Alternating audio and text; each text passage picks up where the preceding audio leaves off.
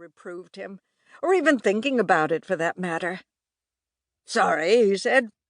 "I'm reviewing in my mind some of the matters I have to discuss with Commander Grayson." Norah uttered a tiny groan as she shot ahead of a truck in the other lane. "I knew your mind was somewhere else."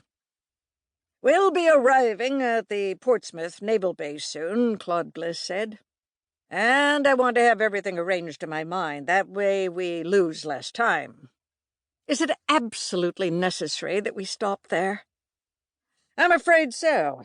They've some last-minute work to do on the bathysphere before towing it to Collinsport. They want to discuss a few changes in design with me."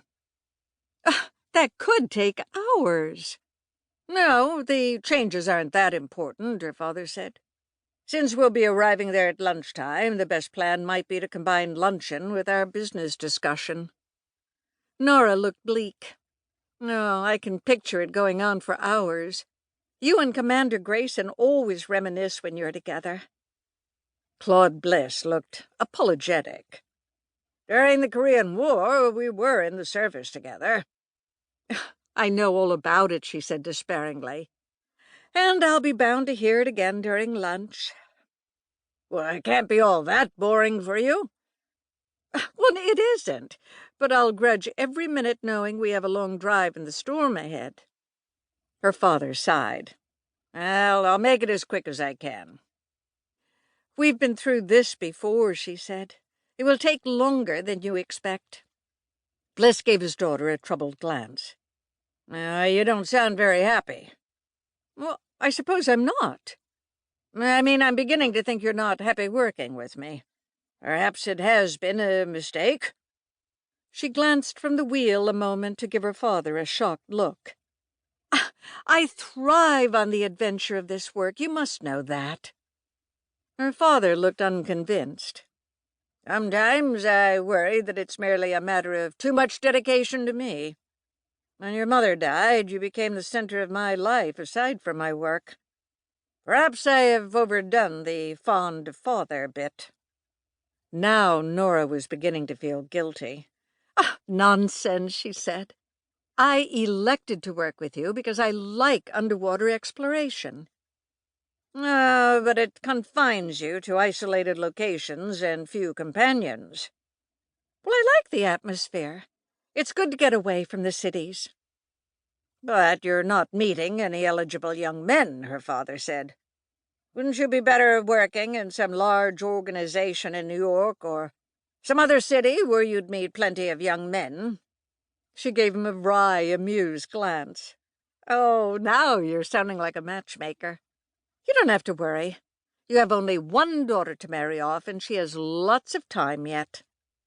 "I wonder." "I know," she said firmly.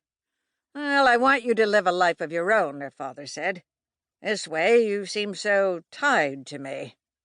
She had reached the toll station on the New Hampshire Turnpike, and now she slowed down to drop a quarter into the automatic lane toll slot. "Because I'm worried about getting to Collinsport before the storm breaks, you think I'm dissatisfied with my entire life," she said with amused irony, as she accelerated again.